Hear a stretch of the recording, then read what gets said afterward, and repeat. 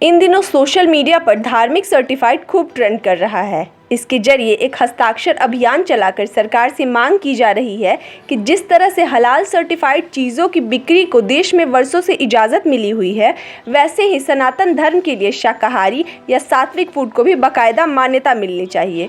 बुधवार को भी ट्विटर पर धार्मिक सर्टिफाइड जोरदार तरीके से ट्रेंड करता रहा। इस मुहिम को आगे बढ़ाने में पेशे से वकील, एक्टिविस्ट और राजनीतिक विश्लेषक इश्करन सिंह भंडारी खूब जोर लगा रहे हैं।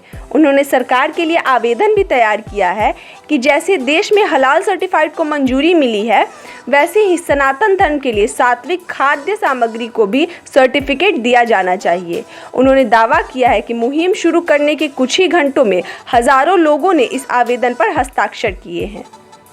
इस मुहिम के समर्थकों की दलील यही है कि जब मुसलमान अपने पसंद से हलाल सर्टिफाइड सामान खरीद सकते हैं, तो दूसरों को भी उनका मनपसंद खाना खरीदने का अधिकार मिलना चाहिए।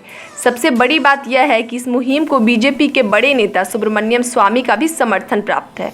उन्होंने इश्करन सिंह भंडारी का समर्थन करते हुए 2 दिन पहले ही ट्वीट किया था, हलाल सर्टिफाइड को सरकार ने इजाज़त दी थी, अब सनातन धर्म की ओर से सात्विक फूड के लिए भी धार्मिक सर्टिफाइड को मंजूरी दी जाए।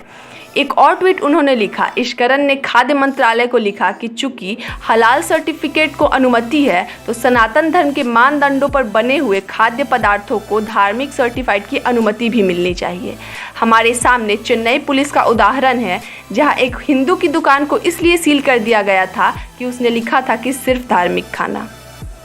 आइए अब आपको बताते हैं कि हलाल या हलाल सर्टिफिकेशन का क्या अर्थ है। हलाल एक अरबी शब्द है जिसका शाब्दिक अर्थ है जायज़।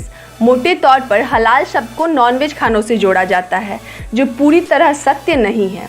अगर बाजार की भाषा में समझे तो हलाल का मतलब वह प्रोडक्ट है जो शरिया कानूनों के मुताबिक है, यानी जो प्रोडक्ट इस्लामी कानूनों के तहत उपयोग के योग्य है, केवल वही हलाल है।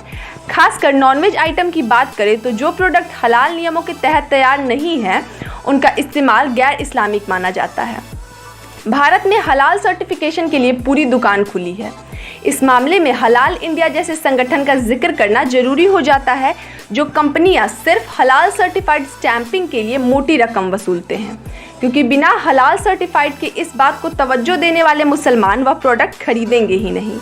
एक मुहर उन्हें इस बात के लिए निश्चित कर देती है कि संबंधित प्रोडक्ट का उत्पादन शरिया कानूनों के तहत किया गया है और उसमें ऐसी कोई भी चीज़ की मिलावट नहीं है जो खाना इस्लाम में वर्जित है। आपको बता दें कि हलाल सर्टिफाइड की मुहर लगाने के लिए हलाल इंडिया ने एक शरिया बोर्ड तक का गठन कर रखा है, जो इस बात की जांच करता है कि प्रोडक्ट शरिया कानूनों के हिसाब से बना हुआ है या नहीं। आजकल यह सर्टिफिकेट खाने के अलावा दवाई और कॉस्मेटिक प्रोडक्ट पर भी लगने लगा है। हलाल इंडिया इस बात का भी प्रचार करता है कि लोग हलाल सर्टिफाइड देखकर ही दुकानों से सामान खरीदें।